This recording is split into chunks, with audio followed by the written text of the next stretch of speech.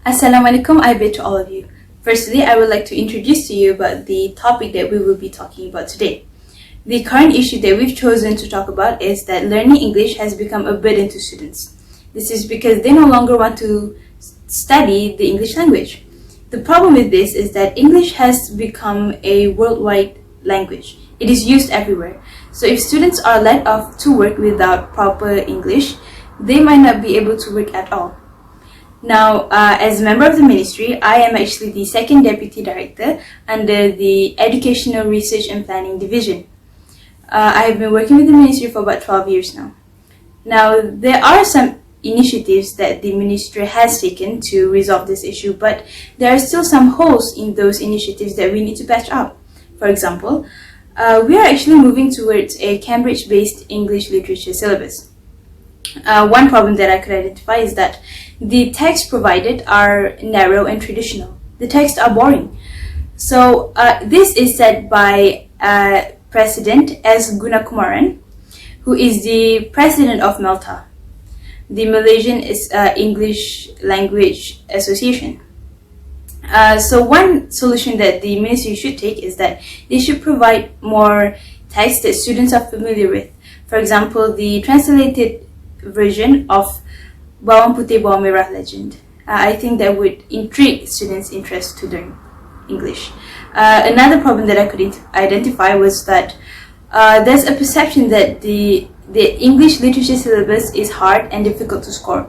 As a child, as my younger self, I did think that English literature is hard to score. So one initiative that the ministry should take is that they should promote the English literature syllabus, that it is not hard and difficult.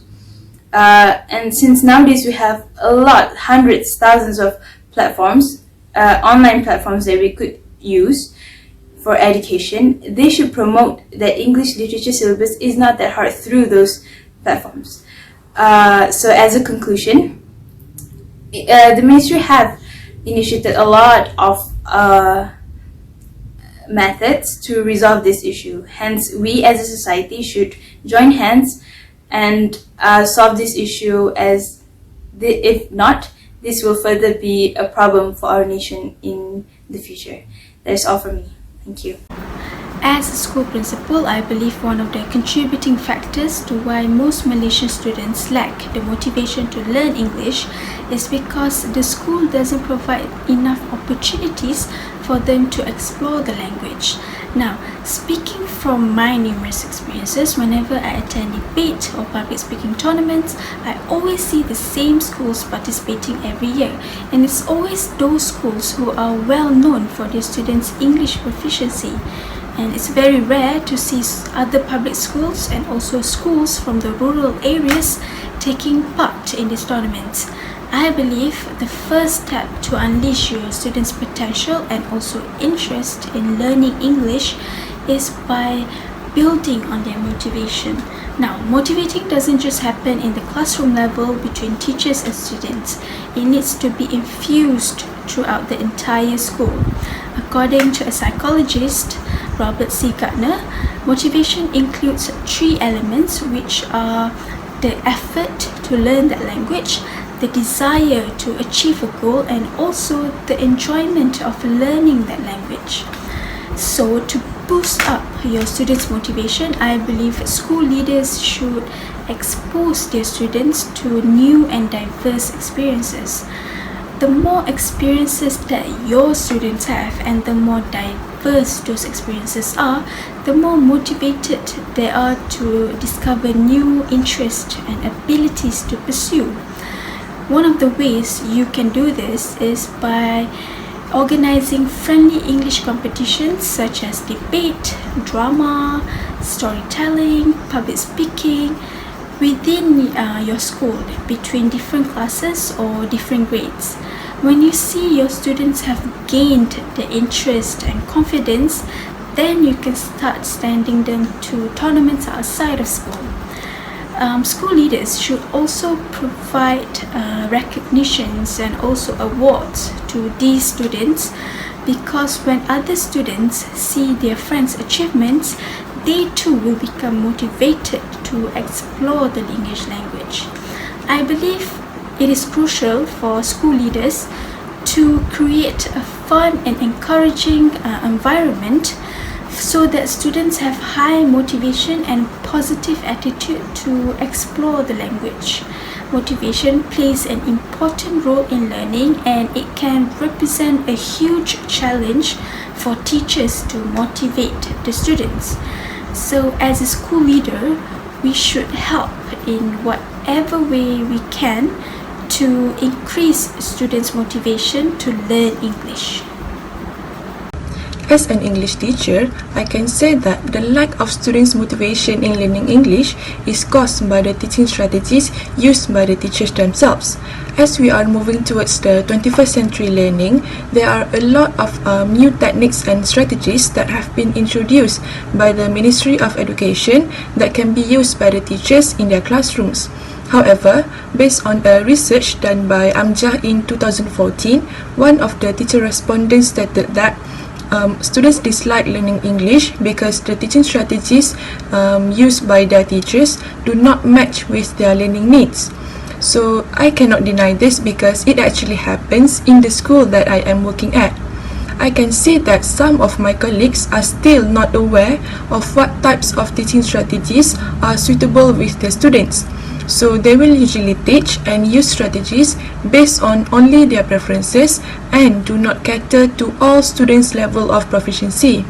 So if the teaching strategies are not suitable with the students, they might not comprehend the lesson, and it will lead to the issue that we are talking about, which is lack of students' motivation in learning English. So the solution that I would like to suggest in order to fix this issue is by exposing teachers to more effective teaching strategies. So the teachers must first know what types of learners are in their classrooms before they can proceed with planning for teaching suitable teaching strategies for their students. So the exposure can be done by attending talks or workshops or by self-reading. I believe that there are a lot of materials that can be used by, as references by the teachers in order for them to improve their teaching strategies. So once they have mastered every teaching strategy, the teachers can slowly apply the teaching strategies and improve it in the classrooms in order for them to deliver the best lessons. So the students can also progressively instill the motivation to learn English. Nowadays, we can see that the secondary school students in Malaysia are lacking the interest in learning English. As a parent, I deeply believe that this issue is also caused by the students' parents too.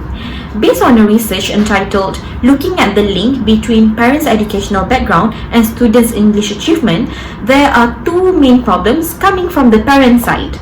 The first problem is that parents rarely expose English language to their children since they were little. Some parents even think that conversing with their children in their mother tongue, such as in Malay, in Tamil or in Mandarin, is much more comfortable compared to speaking in English. The second problem is that some parents are not able to cultivate a conducive learning environment for their children, specifically for English learning.